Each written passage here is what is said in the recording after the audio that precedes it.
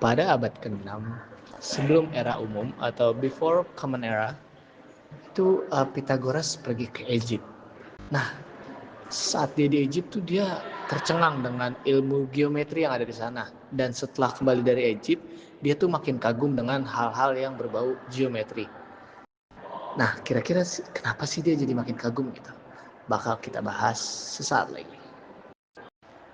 Nah, kali ini kalian bakal dengar aku ngoceh tentang awal sejarah geometri. Gak usah lama-lama, let's start. Oke, menurut Pythagoras ada ide dan banyak keunikan nih yang harus dia bagikan ke orang-orang. Kenapa? Karena ilmu geometri yang dia temuin di Egypt itu bener-bener wah, dia sampai kayak aku harus bagi nih ke orang-orang. Wah, kayak gitu lah pokoknya. Terus selain itu Pythagoras juga nganggap kalau geometri ini merupakan salah satu kunci bagi manusia. Kunci buat apa?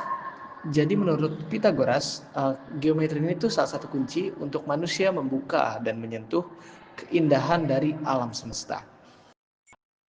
Nah, setelah dia dapat nih ilmu yang di Egypt, dia akhirnya pergi ke Italia.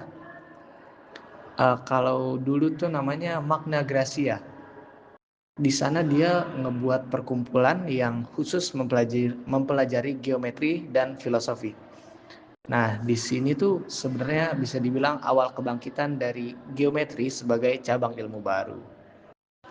Nah, sebenarnya nggak cuma Pythagoras nih yang ngebahas tentang ilmu geometri. Ada juga penemu-penemu lain. Selanjutnya bakal masuk ke eranya Bapak Euclid. Nah, jadi Bapak Euclid ini menulis 13 buku dengan judul The Elements.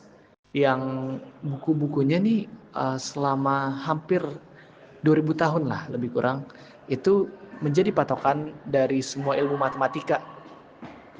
Jadi mulai dari algebra, terus pokoknya semuanya deh.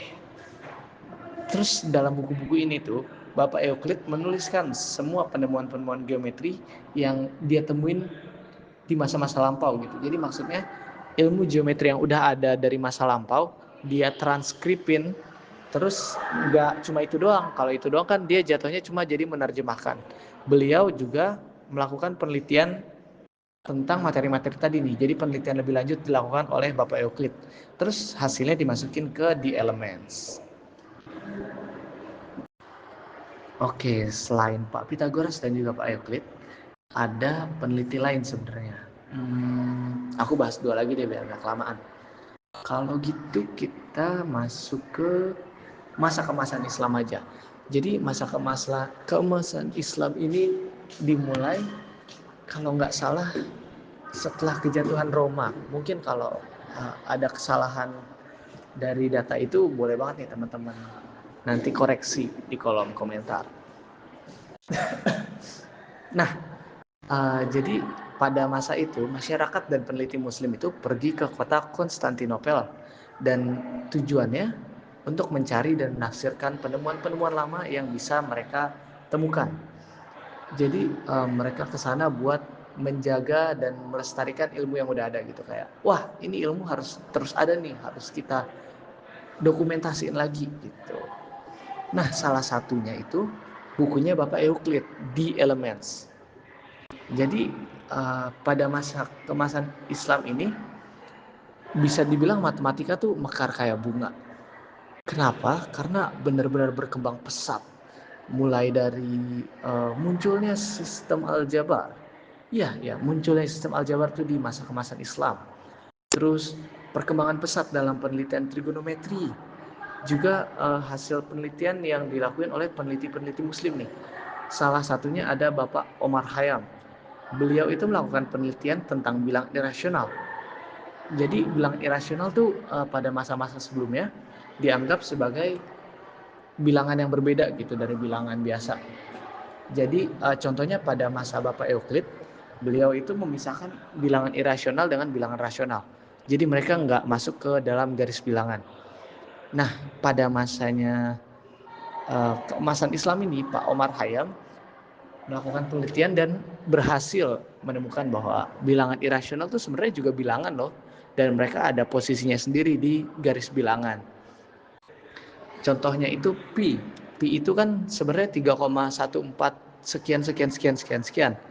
Sama Pak Omar Hayam itu ditaruh di setelah 3, tapi karena belum tahu nilai pastinya, saya pun juga belum bisa benar-benar menjabarkan nih.